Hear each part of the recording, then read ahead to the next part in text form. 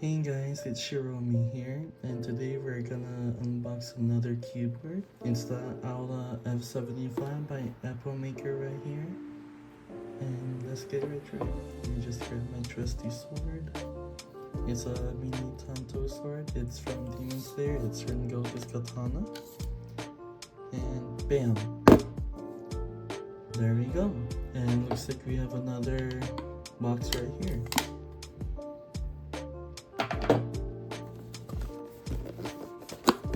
See the back.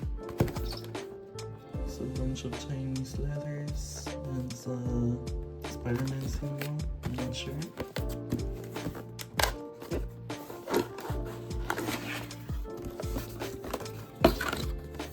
And I guess this is the manual. It shows the connectivity over here in Chinese.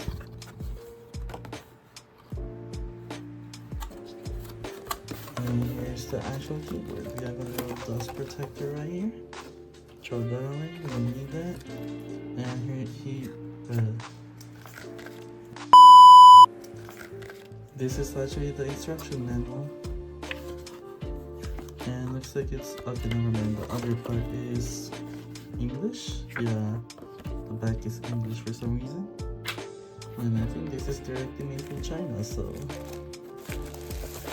let's put the keyboard away for now. Let's see what else is in here.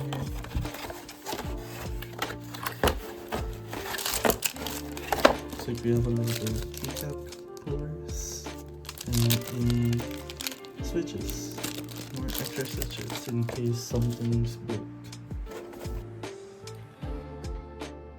Alright, let's take a look at the keyboard.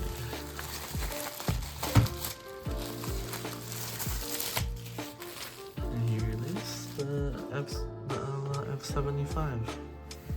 Here, that's a pretty great knob right here. And it has 3 wireless mode connections, apparently. It has Bluetooth and a 2.4 gigahertz dongle, which is right here. And you could also connect it up to Type-C if you don't want it wireless. Right. So the back has some pretty nice design right here, but as you can see in here, that is plastic, which is fine for a $70 keyboard. And you have some kickstands right here, which is pretty neat because they also have this like friction rubber mats right here, so it doesn't slide off as easy. But I don't really see any screws in here, so that means you're gonna have to like pry it off just to open a keyboard if you want to mod it. Anyways, let's try and look what keycaps we have right here. Right? So as you can see, it has the crescent yellow switches.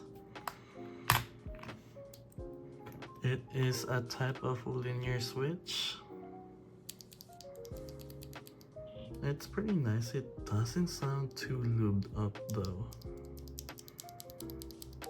Yeah, I think it's lubed. It's just a little bit clicky.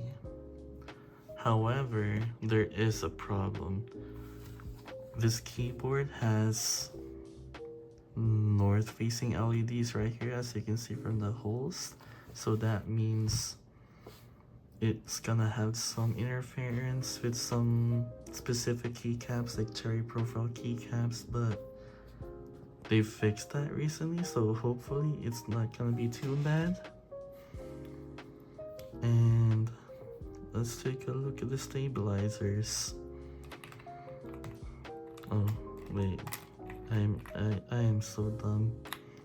I'm just so used to like south-facing LEDs, like the other way around the holes are.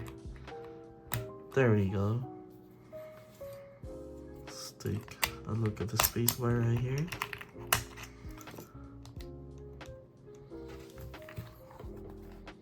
Spacebar's not too bad. The stabilizers on it is quite nice and lubed, but it does sound like this keyboard is a little bit hollow though.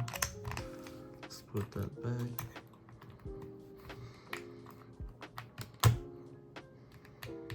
Same for here. It's all nicely set up. This is pretty decent for a $70 budget keyboard. Alright, time for the big truth. Let's power it up.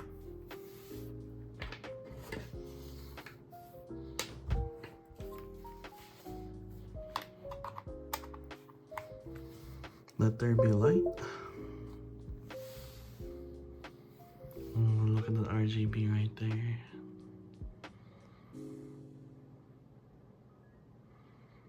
Alright, the wired works, and now I'm using the wireless option. The dongle is not there anymore. And let's take it out for a spin.